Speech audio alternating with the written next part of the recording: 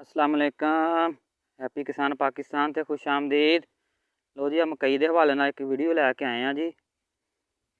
बहुत सारे दोस्त हज़रात भरा पुछ रहे होंगे आ कि मकई गोभ की हालत च गोभ की हालत दे विच असीं मकई नूं किहड़ी चीज़ दईए ताकि बेहतर पैदावार हासिल कर सकीए। इस टाइम मैनूं जिहड़ी सब नाल जरूरी चीज़ है पोटाश है जी। अगर तुसीं अपनी मकई नूं हुण तक पोटाश नहीं दे सके तो लीक्विड शक्ल दे विच इहनूं पोटाश दिओ। एक सिट्टा नज़र आ रहा जी इस टाइम, 1-2 दिन तक इन्हें सिट्टा कट जाना जी। तुसीं पोटाश दिओ। यूरिया का इस्तेमाल इस स्टेज पर मैं मशवरा देंगा जी ना करो।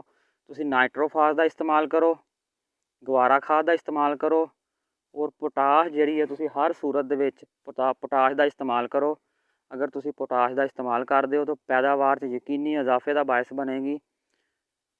पोटाश ने तुहाडे दाने की क्वालिटी बेहतर करनी है और वज़न च इजाफा करना है।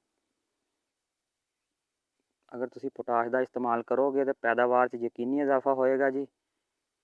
संजेंटा की लिक्विड पोटाश अच्छी है, FMC की अच्छी है। इस तो इलावा तुहाडा कोई अच्छा तजर्बा हो तो तुसीं वो इस्तेमाल करो। मकई के हवाले नाल कोई तुहानूं क्वेश्चन होवे तुसीं हैप्पी किसान पाकिस्तान ते आओ और पुछो, इंशाअल्लाह उहदा तसल्ली बख्श जवाब दिता जाएगा। और इस चैनल नूं दोस्तां अगे नाल शेयर करो, सबसक्राइब कर दिओ, बैल आइकन दबा दिओ ताकि मज़ीद तुहानूं मुफीद मालूमात जिहड़ियां ने वो पहुँचदियां रहन। अल्लाह हाफिज़।